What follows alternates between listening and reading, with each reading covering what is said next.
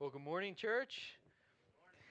Thank you again, all of you who helped out this weekend to make this a reality, and it was really exciting just to see all of the those who came to see the show, and for our Theater Arts Academy. This was really a special weekend. I think it was really significant for us being able to, after all of the work that we did in the theater and all that you guys gave and how you served, to be able to come in and have our first show here was really history in the making. So just so encouraging. And yeah, you guys are amazing. And just a constant reminder of God's faithfulness. And Rick and I were talking about this the other day, and even just praying about this morning, that in at every turn, we've been through a lot of transition over the last maybe 15 months or so, and at every turn, God has provided everything that we've needed and every person that we've needed for everything that He's called us to do. He's so faithful. And recognizing that He is with us, that His blessing is on us as we seek His kingdom first. Amen. And we have begun a series on discipleship. And as we talk about all the time, our purpose here, our vision is to create a culture of discipleship, a culture of people that are actively, intentionally following Jesus and helping others to do the same. And last week I gave you a kind of a working definition of disciple. And so we're going to keep referring to this through the series, and I pray that you get this, and that you will begin to adopt this and even understand this a little bit more. What a disciple is a follower of Jesus, becoming like Him in His character and in His priorities. All right, a follower of Jesus, becoming like Him in His character and in His priorities. That's what it means to follow Jesus. And we want to talk today and in this series about what does this look like. We read the Gospels, right? And we see what it was like for the disciples to follow Jesus, to live with Him, to do what Jesus was doing. But what does it look like for us in 2024 to follow Jesus? And what you'll notice is that in the text, and if you've not already opened to there, I would encourage you to, if you have a Bible, to open to Matthew chapter 11, as we're going to be referencing this passage this morning. And this is a really familiar passage. I think probably all of us have heard this passage before. But like so many other passages in the Scripture, is not always exactly what we think, and that Jesus is speaking to something even deeper here than what most will realize. And what you'll notice in this text and in the words of Jesus, that Jesus speaks of His character. That's why we're going to this text. And actually, this isn't what I was going to preach on this morning. So, I like to map out these sermons like for weeks in advance, at least to know where we're going. That's just my personality. I get stressed if I don't know.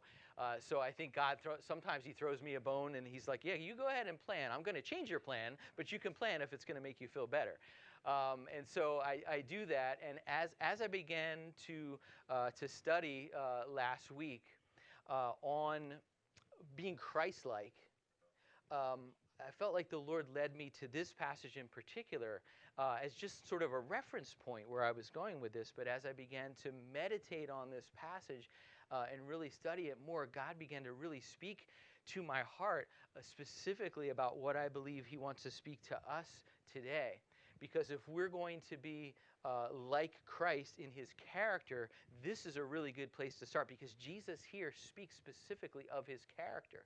And He says, take that on you, because I am meek and lowly. And if you're familiar with this passage, it kind of seems like an odd statement to offer in the context of bringing one's burdens, right? This is the invitation. Jesus says to come to me, you who are burdened, right? You who are weary and heavy burdened, and I will give you rest. And then He starts talking about His character, that I am meek and lowly. And you kind of look at that and you say, well, okay, well, what does that have to do with you taking my burdens? And here's what we need to understand this morning as we're going to unpack this together. that what Jesus offers his disciples, what Jesus is offering us, is not advice or tips on how to live a burden-free life. But what Jesus is offering us is himself. Do you see that? He doesn't say, okay, guys, here's how you get rid of your burdens. Okay, here's how you live a lighter life, a better life. What he's offering is not advice, but he's offering himself. He says to take myself upon you and learn of me, learn of who I am in my meekness and in my lowliness. And so Jesus is addressing the core issue. Listen, I don't want you to miss this. Jesus is addressing the core issue that really burdens us. When you think about what is it in life that really burdens you, you may have a lot of challenges. Maybe you have stress at your job, or maybe you have challenges with your kids or financial or whatever it is. But think about the thing that mostly burdens us.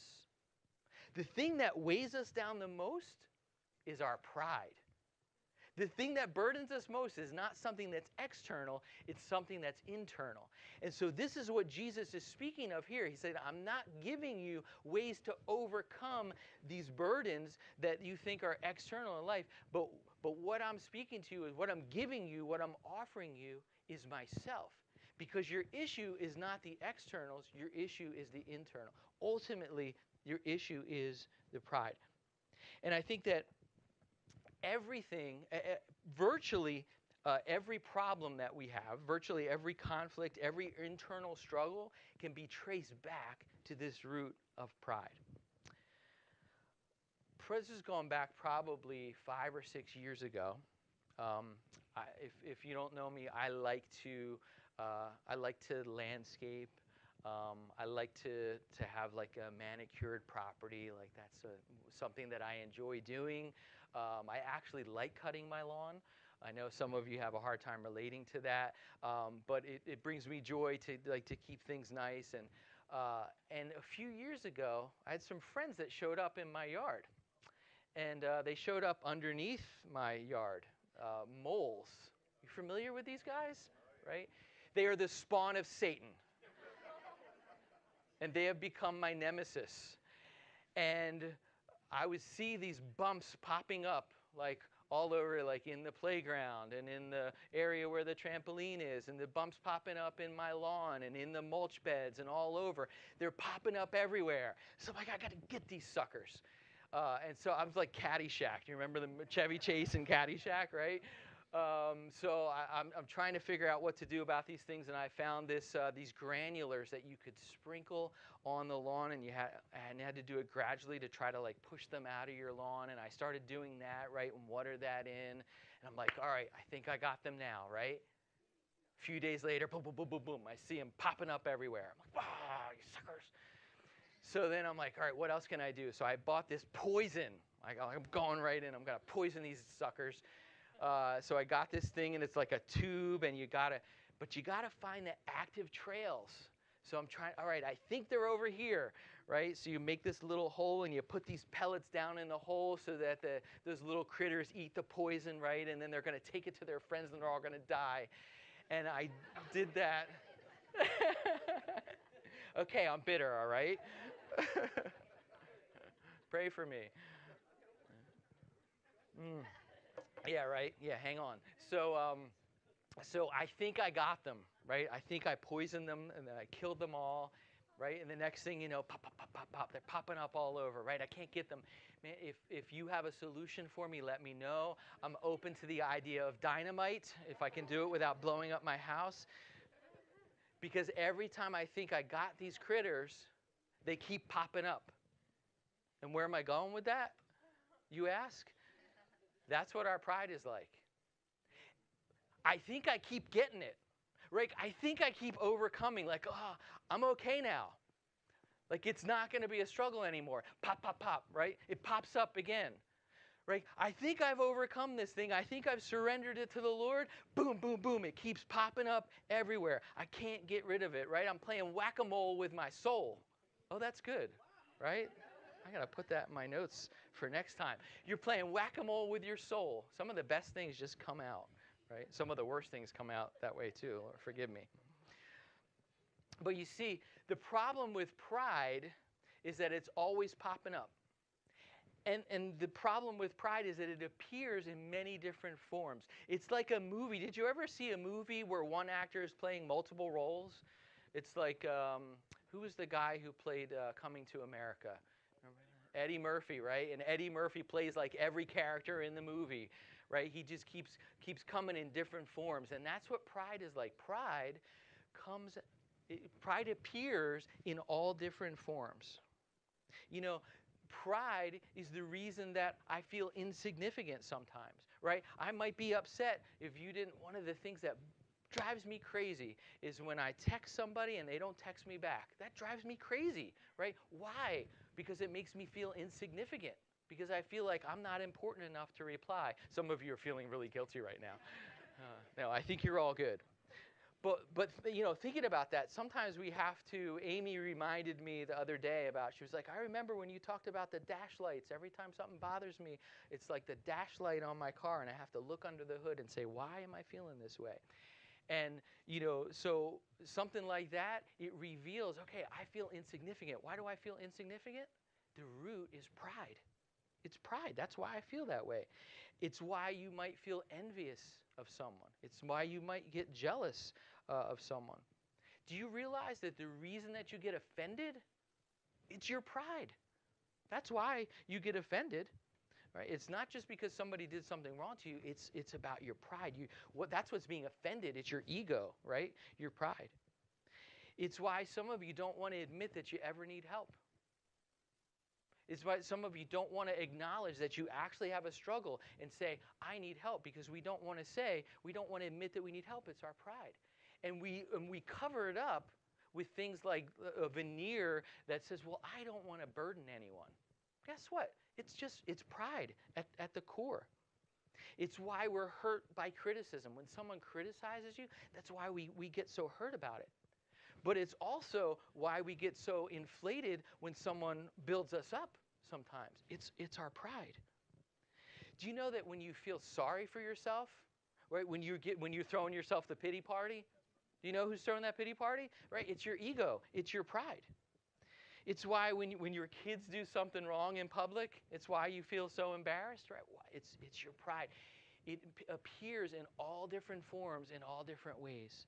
And guess what? Just like my friends in the yard, you can't get away from it. You know why? Because it's part of your DNA. It's in you. It's part of your sin nature. And we can trace it all the way back to Eden. Right? You remember what happened in Genesis 3 and how the serpent tempts Eve and Adam. He says that if you eat of this tree, you will be what? Like God. And that's ultimately the core of pride, is that we want to be our own God. And the philosopher Soren Kierkegaard, he has a really, really good definition of pride. And he says, he defines pride as the illusion that we are competent to run our own lives, to achieve our own sense of self-worth, and to find a purpose big enough to give us meaning in life without God. Now, I know that was a lot, but I want to reread this because I think it's so weighty. It's really rich, and I think it helps us to understand ourselves and what God wants to do in our hearts. That pride is the illusion that we are competent to run our own lives, to achieve our own sense of self-worth. Right? That's so often what we're doing. And to find a purpose big enough to give us meaning in life without God. As we have been spending so much time working in the theater, I know I've had a lot of stories in my sermons about the theater lately, but maybe we'll put that to rest until I find something else for us to do here. So the carpet was delivered, and it came on in big stacks, like it was the carpet tiles, and we put them on a pallet jack, and we were moving the pallet jack, and as we were laying the carpet tiles, I had the shoes that I was wearing, the sneakers that I used to paint. And so I took them off. So I was in my bare feet. I was in my socks, right? And I was moving the pallet jack. And I remember Brian McQuarrie said, "Be careful you don't run over your foot." And I said, "I already did." Oh, that hurt like you know what. I ran over my big toe, and if you know what a pallet jack, it is heavy, right? Even without anything on it. And what happened is my toe, my big toe, I thought a lot about my big toe because it got hurt. And I'm telling you, I hadn't thought about my big toe at all that day. I hadn't thought about my big toe at all probably the whole week or maybe even the whole year. The only reason I started thinking about my big toe is because it was hurt. And that's what started to draw attention to it, because something bothered it. And you know that you don't notice your body parts until something's wrong, until something hurts it. And you see, that's when we notice our ego, right? When someone hurts it, when something's bothering it. That's when we begin our ego makes itself known to us. Right? When we get angry with that person, or when we feel hurt by somebody, or again, we feel embarrassed, or we feel sad because somebody overlooked us, it's our ego, and we notice it because our ego was hurt. So it draws attention to itself. And what happens when these things happen to us, you notice your ego when something's hurt, and what happens is it reveals that there's a problem. It reveals that there's something wrong, because it always draws attention to itself. And there's a book by Tim Keller, and of course I always have to have a Tim Keller reference, or the sermon just doesn't seem complete. This book is called The Freedom of Self-Forgetfulness. Has anyone read this little book? So all of you team leaders are in trouble except for Denise, because I gave you all this book to read. So I was expecting, this was a test. You failed. Read the book. It's life-changing, and it's really short. So Keller, in this book, he unpacks the word that Paul uses in 1 Corinthians for pride. And it appears, I think, 6, 7, 8 times in the book of 1 Corinthians that Paul writes about this. And he uses this in the most famous of all passages in 1 Corinthians 13 about love, right? And he uses this to describe love. He says, love is not proud. If you grew up with the King James Version, I think it says love is not puffed up, which is actually like a really good translation, because that's what this word for pride, phusiao, in the Greek actually means, to be puffed up. And it's the same word that's used for billows, right? Do you know what or bellows, actually. You know what a bellow is, right? It fills up with air, right? It's inflated with air. And so the idea of pride is that it's being puffed up. Pride is overinflated, right? It's swollen, it's distended beyond its proper size, and you kind of get this image of a balloon. And what happens when you keep filling that balloon with air, right? Eventually it's going to pop. And that's what our pride is. Our pride, we're puffed up with pride. We're filled up with ourselves to such a degree that it ends up blowing us up. And if we're not so filled up, what happens, the opposite, is that we're deflated. But either way, it's our pride. And in our text, Jesus refers, and this is what I want you to see this morning, in this text, that Jesus refers to a burden, right? And he says, give me your burdens, I'll take your burdens. But the burden that he's referring to is the burden of keeping the law. You see, this is what Jesus is always talking about this. The burden is keeping the law, having to live under this standard. And you know, God gave 10 commandments. But you know what the religious people did? Is they added and they multiplied these rules. And so the people of Jesus' day, they were living under the law. It was like 611. I can't, maybe somebody knows what the actual statistic is on that, but I think they came up with like 611 rules. So the people that Jesus are talking to are living under this constant burden of having to follow all of these rules. And you know, having to follow so many rules is really burdensome, right? That's what he's dealing with. But listen, what happens is when we live under the law, when we live under having to live by rules all the time, do you know what it does? It reveals our pride. And here's how. Because if you live under the law, if you live by following those rules, and if you get in it and you feel like you're doing okay one day, you know what happens? It's you doing it, right? You're inflated. You're puffed up because I'm doing it. I'm keeping the law. I'm doing the right thing, right? And guess what also happens? If you feel like you're failing, if you feel like you're not living up to the law, you're deflated.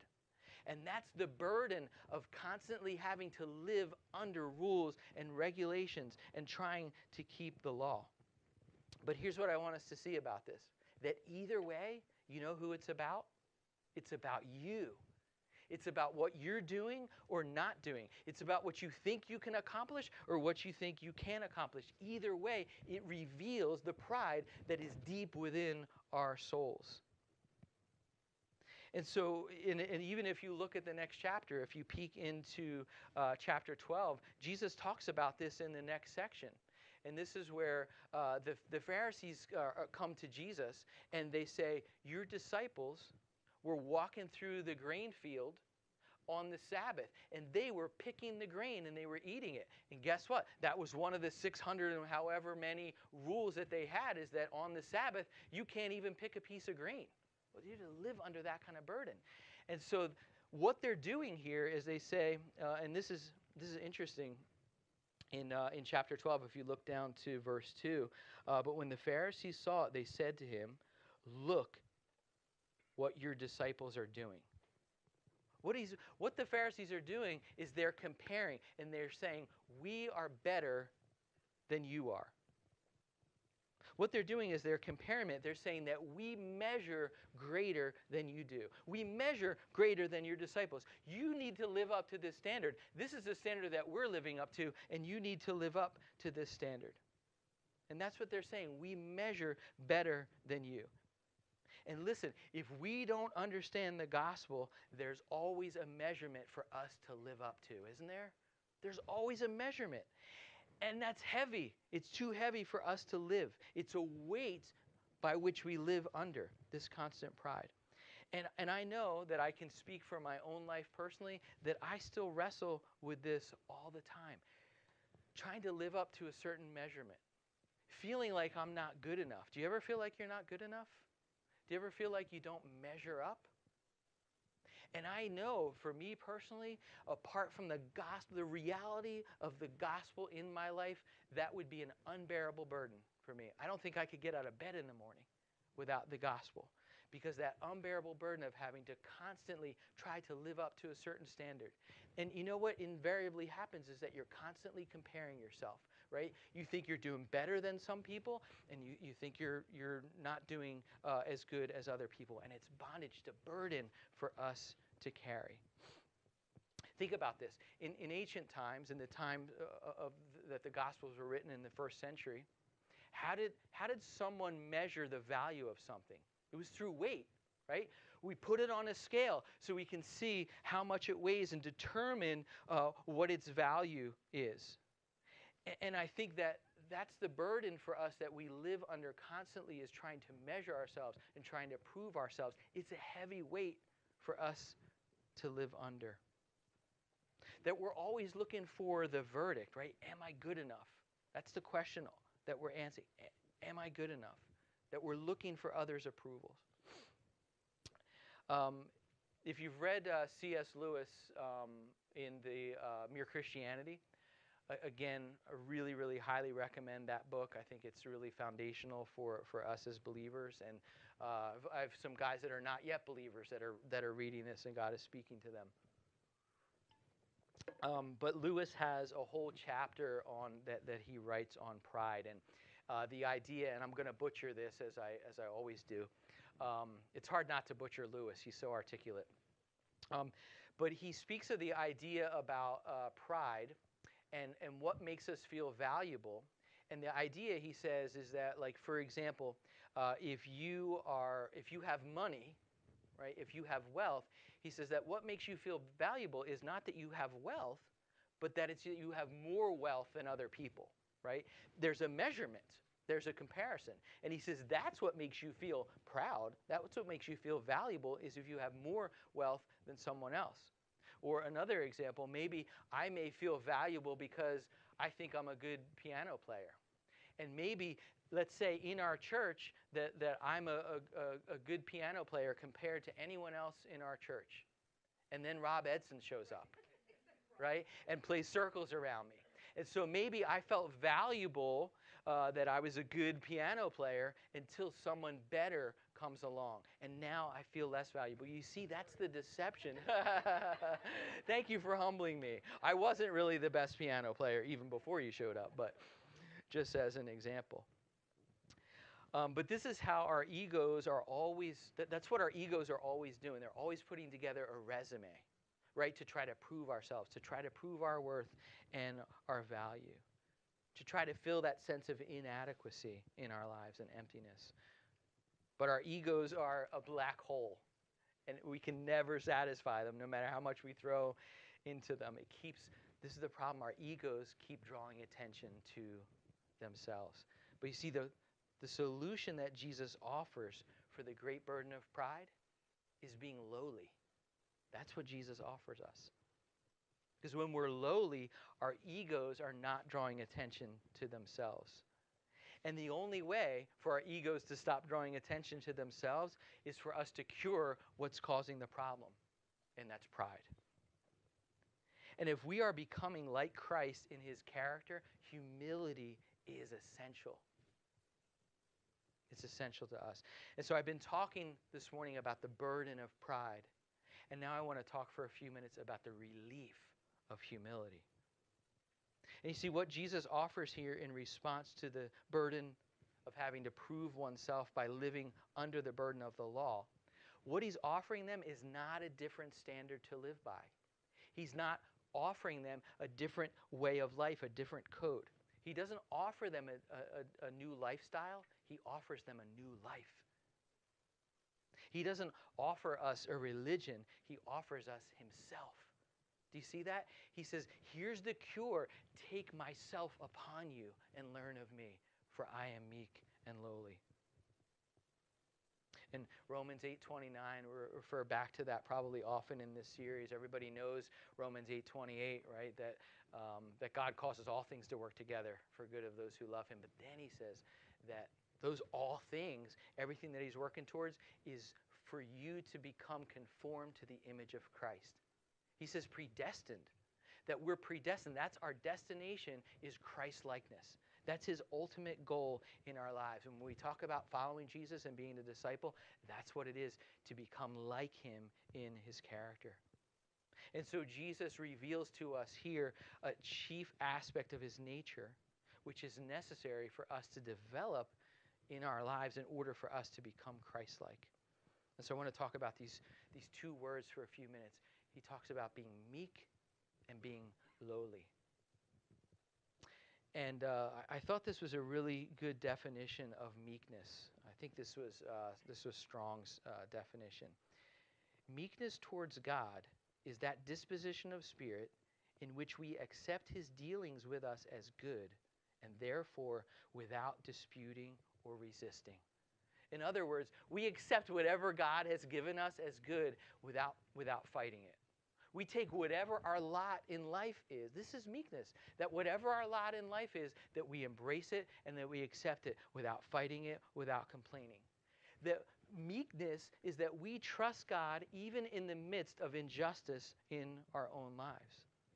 That we trust God even in the midst of adversity and difficult circumstances, knowing that God has permitted it in our lives.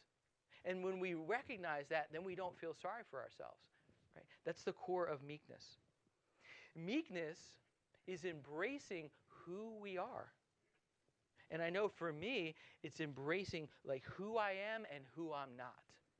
It's embracing the gifts and abilities that he's given me and what he's not. And this, I know for my own life, has been a personal challenge for me to accept who God has made me in all of my many inadequacies, in all the many ways that the things that I can't do and the ways that I can't think and all those things, and I can get frustrated by that in comparing myself to people that are smarter or people that are more gifted. But I have to come back to this place of meekness to say, God, I accept who you've made me even with all of these limitations. And guess what?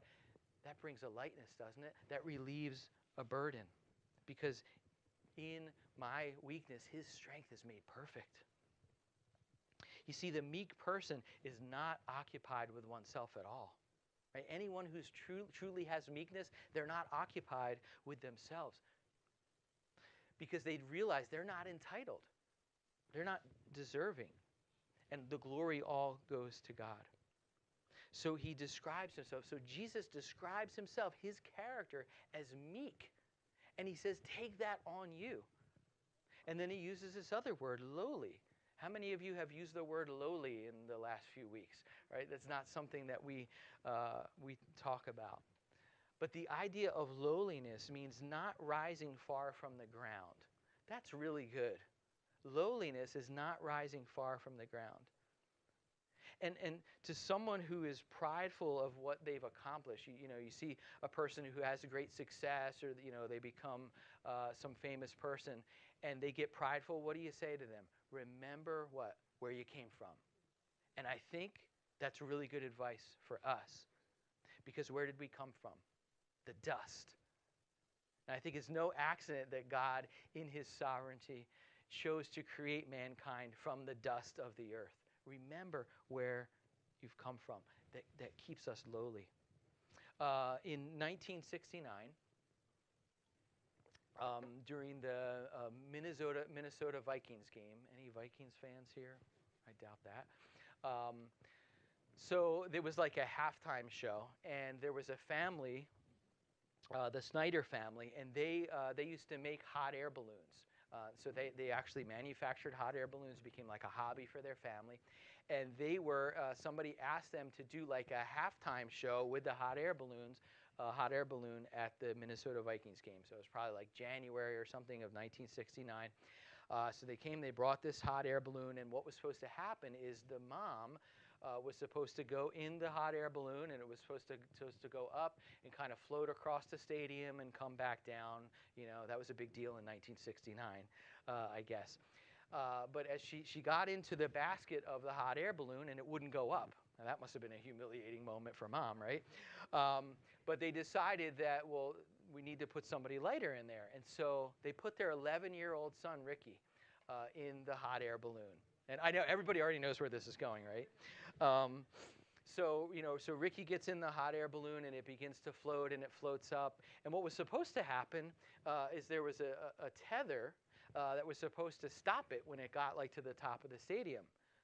But Ricky realized that he kept going, and that tug he was waiting for never happened because the tether came loose.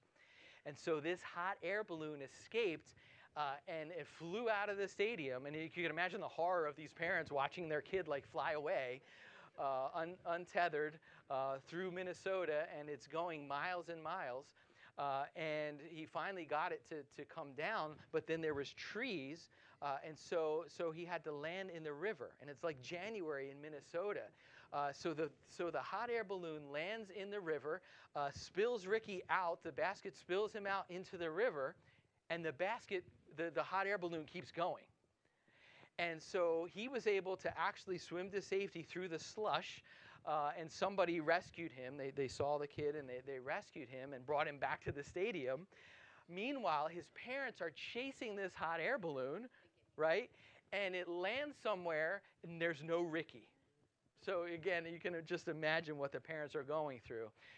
And they were finally able to get word that Ricky was safe back at the stadium. But the whole point of my story, which was probably too long for the point that I'm making, but it really is a pretty cool story, is that the balloon was unable to find rest because it was untethered. And I think that so often our ego is untethered, and it's unable to find rest. And you think about pride is like a balloon that's rising from the earth. It can go higher than almost anything, but it will disappear when it's not grounded. And I think that's ultimately the problem with our egos, is that they're untethered.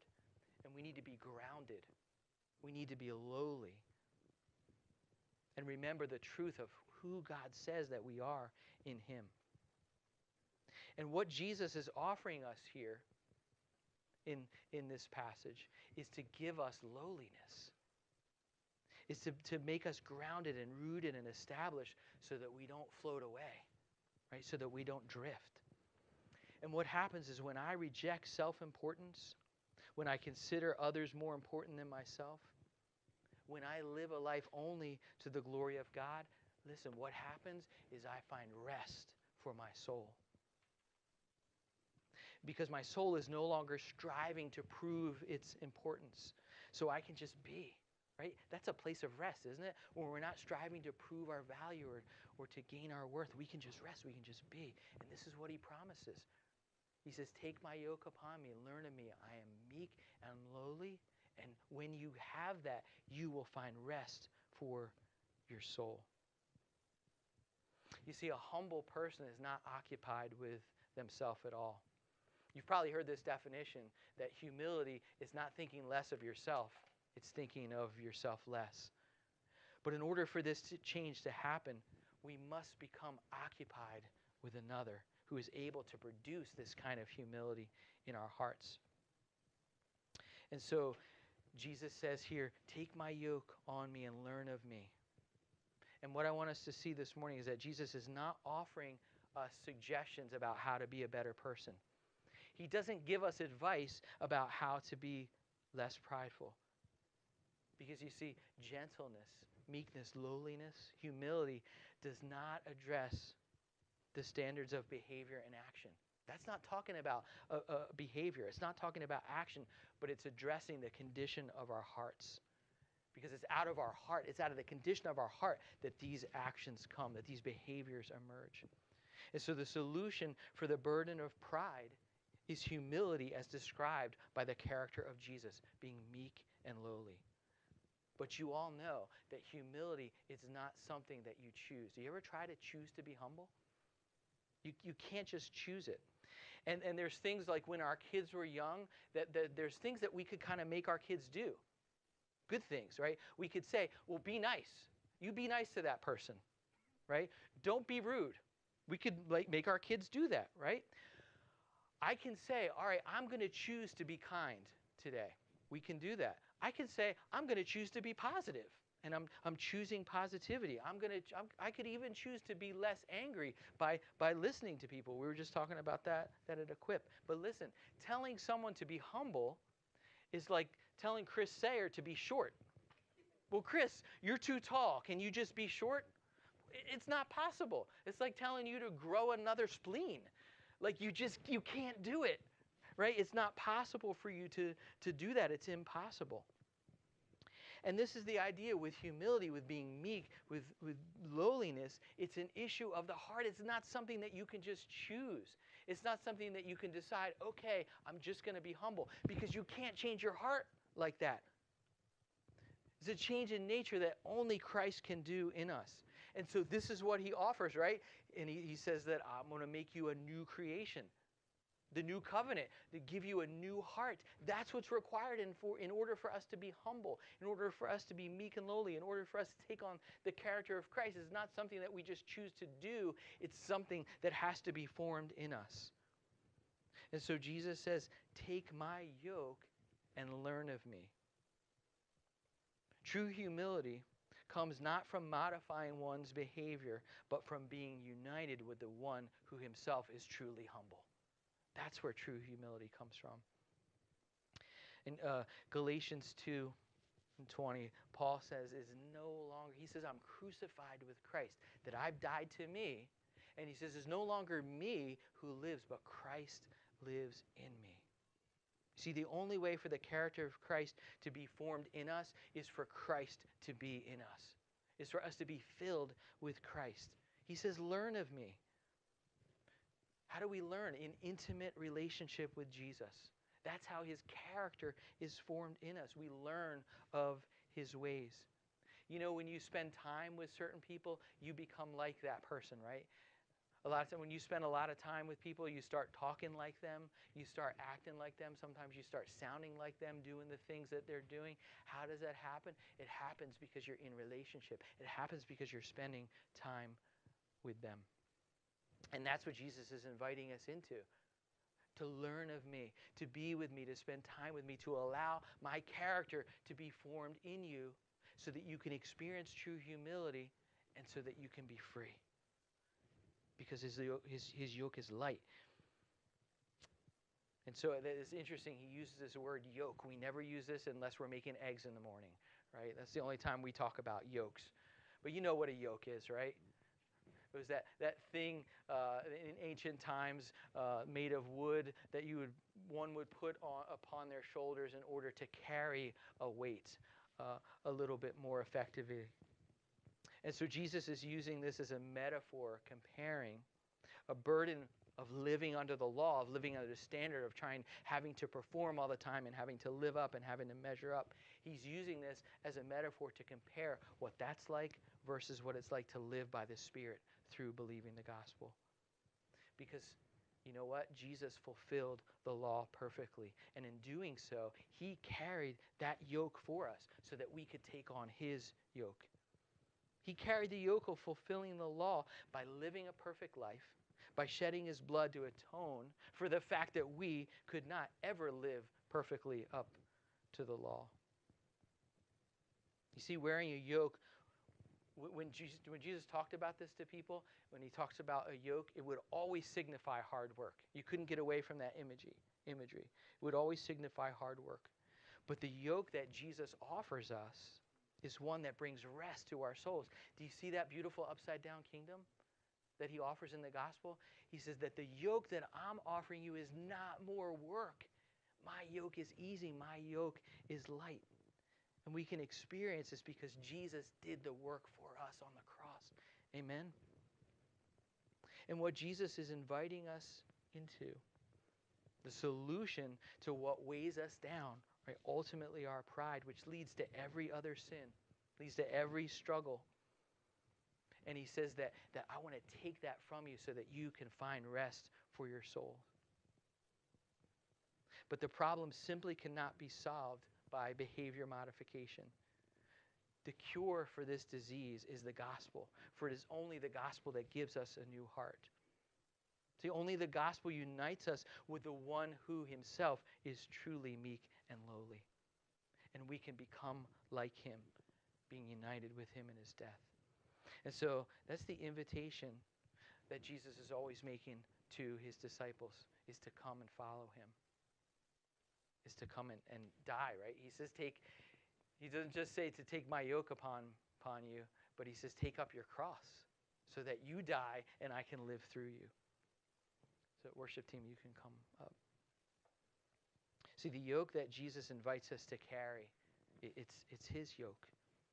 And what was the yoke that Jesus ultimately took? Was the yoke of the cross. And how we take on this is by dying to ourselves. And this is how his character and his priority is formed in us. It's not by what we're trying to do and get better. It's by taking himself. And so that's my encouragement to you as a church, as the followers of Christ, and what it looks like to have the character of Christ formed in you, to have the priorities of Christ formed in you, is being with him, is knowing him more in intimate relationship, to take himself upon you, to learn of his meekness and lowliness and allow that to be formed in your hearts. Because that's the key to Christ-likeness. So will you pray with me?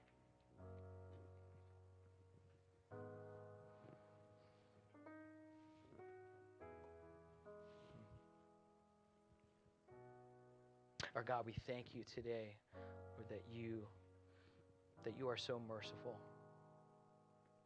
We thank you for revealing yourself to us. We thank you for these beautiful statements of Christ and what he offers us. Meekness, lowliness. We thank you for the humility of Christ, that though he was in the form of God, that he didn't consider equality with God a thing to be grasped, but he emptied himself and became a servant. And I pray, Lord, that as we draw near to you, Lord, that as that we're in intimate relationship with you, that your character is formed in us, that we would truly be meek and lowly, and recognize that is the key to experiencing freedom from the ego and the pride that continues to weigh us down and burden us. And so I pray that we would experience freedom in that way as we walk in humility. But we know we can't just do it. We can't just choose it. We need you. Lord, we need you to form that in us, to make us truly humble. But we thank you for what you've done for us on the cross and taking ultimately our burden and nailing it to the cross so that we can experience life with you. And we say we love you and we thank you in your name. Amen. Let's stand together.